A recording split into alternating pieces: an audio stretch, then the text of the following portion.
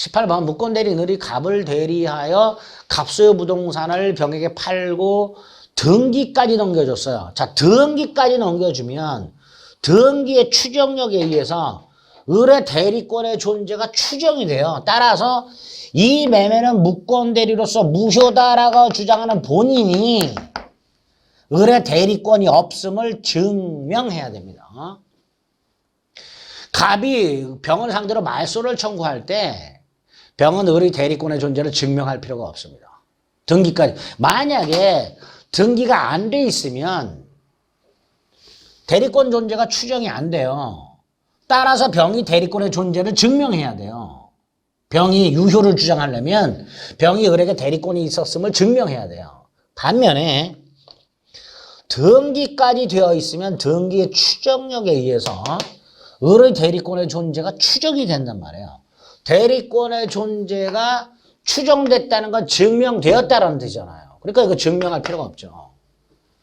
그래서 무효임을 주장하는 본인이 을에게 대리권이 없음을, 무권 대리였음을 입증해야만 됩니다.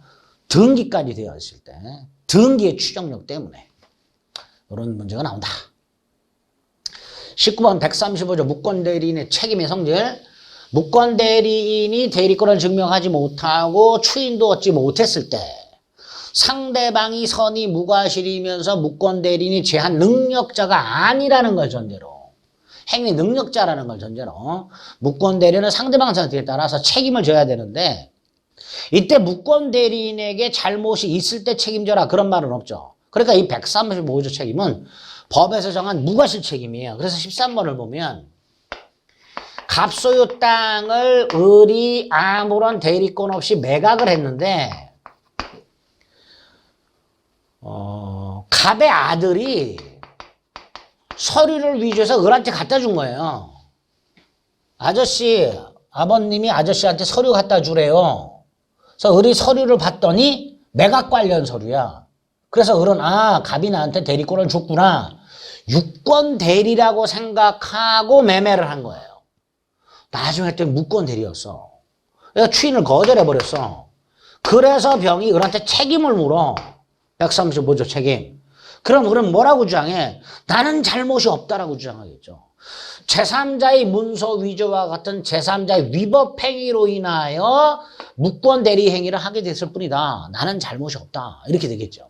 하지만 우리 대법원은 그래도 책임을 져라. 135조는 법에서 정한 무과실 책임이다. 따라서 19번 무권 대리 행위가 무권 대리인에겐 아무런 잘못이 없이 제3자의 기망 등 문서 위조와 같은 제3자의 위법 행위로 야기가 됐다 하더라도 무권 대리인의 책임은 면제되지 않는다. 책임져야 한다. 이렇게 됩니다. 19번 X. 20번 표현 대리. 표현 대리는 무권 대리지만 본인에게 효력이 생기는 무권 대리가 표현 대리죠. 자, 표현 대리가 성립했을 때 본인에게 유효가 된다고 그랬어요. 하지만 그렇다 해서 무권 대리가 유권 대리로 바뀌는 건 아니에요. 표현 대리는 마치 유권 대리처럼 본인에게 유효가 될 뿐 유권 대리로 바뀌는 건 아니란 말이죠. 따라서 무권 대리인데 상대방이 본인하고 소송이 붙었을 때 딱 넘겨라 이렇게. 상대방이 소송에서 얘는 유권 대리입니다. 대리권이 있습니다라고 유권 대리만 주장을 하고 있더란 말이죠. 근데 표현 대리는 무권 대리 일종이라고 그랬죠. 따라서 유권 대리에 관한 주장에는 표현 대리 주장이 포함되어 있다, 안 돼 있다? 안 돼 있죠. 결국 병은 유권 대리만 주장한 거고 표현 대리는 주장이 없는 거죠. 자, 민사소송 주장이 없으면 판단하지 않는다죠. 상대방이 표현 대리를 주장 안 했으니까 법원은 별도로 표현 대리가 성립하는지를 판단하지 않습니다.